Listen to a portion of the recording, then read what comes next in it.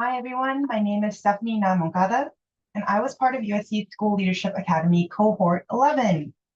I'm currently an assistant principal at Alice C. Sell Middle School in Los Virgenes Unified School District. I was hired right out of the program and I jumped headfirst into my role as an administrator. I am currently in my third year as an AP. One of the greatest assets of USC's program is the caliber of its professors, many of whom are currently or recently retired district leaders.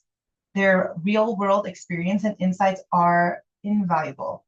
And I can't stress this enough, right? Because they offer perspectives that go beyond theory and into the practical realities of school leadership. So I really feel like I benefited from that. If you're considering this program or if you're already in it, you're likely balancing a very demanding schedule. I remember that in addition to teaching, I was a link crew coordinator, a member of the AVID team, school side council, and a leader in our school's MTSS efforts. And of course, you have a personal life. And for me at the time, I was planning a wedding, destination wedding at that. So needless to say, there were moments of great stress. And so I want to acknowledge that managing coursework, writing papers, completing the Cal APA, logging fieldwork hours, all while keeping up with your regular work responsibilities is no small feat. It's a lot. That said, this level of intensity is great preparation for a position in administration. Not that you'll be this tired and busy all the time, maybe your first year, but administration requires many of the same essential skills: time management, prioritization, organization, and of course, figuring out ways to balance stress. For me, I de-stress by hanging out with friends. I go hit some golf balls rather badly, which sometimes adds to more stress, but it's nice to get outside. Or maybe it's setting up a support system for yourself so you know who you can go to when you need a laugh or a little bit of encouragement. And, in the job as well, school leaders, they all need ways to refresh, see the light again. We all need a little bit of that motivation. So I encourage you to seek that out now and figure out what works for you, even in a busy schedule. It may be just a little bit of time, but that's okay, as long as you have something in place, right? I also found it helpful to connect with my cohort outside of class.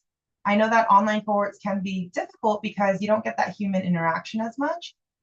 But a few of us took the time to get together and connect, and that does mean somebody has to take the initiative to make that happen. Of course, some people are spread out, across the country or in California, and I guess California because it's the California administration program. But if you are in the area, maybe even regionally, you can try to connect in person. We also had one really big group chat where we shared information. And I found this really helpful, especially when it came to the Cal APA time, because we could ask each other questions. And I found that to be a very helpful resource.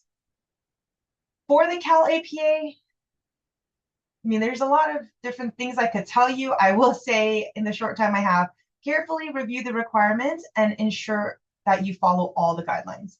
When recording your community of practice or your observation cycle with your teacher, one, make sure all members remain clearly visible.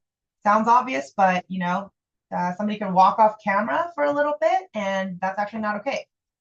Keep in mind that the upload time is limited. So if it says that you have 4 minutes to upload a video and they're asking to see certain requirements in those 4 minutes, you must hit those 4 points or the whatever points that you have during that time.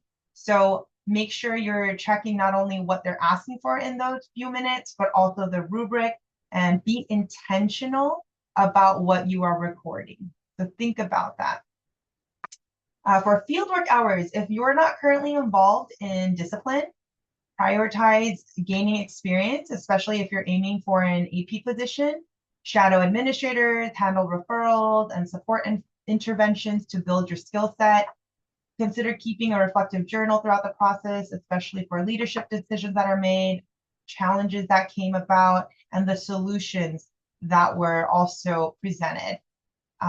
This will not only help you when you're writing your narratives and preparing for the future, but it'll just help you think through the process that you will need to implement when you are in that AP position.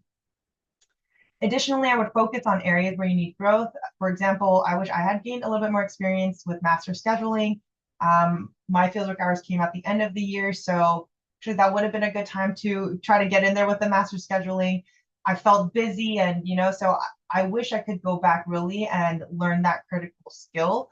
Now I kind of have to just learn it on the job. So hopefully that helps you a little bit. And just overall, I found this program incredibly beneficial because USC maintains high standards. That's why we applied for this program. And because of those high standards, I believe it shapes the type of leaders who graduate from it.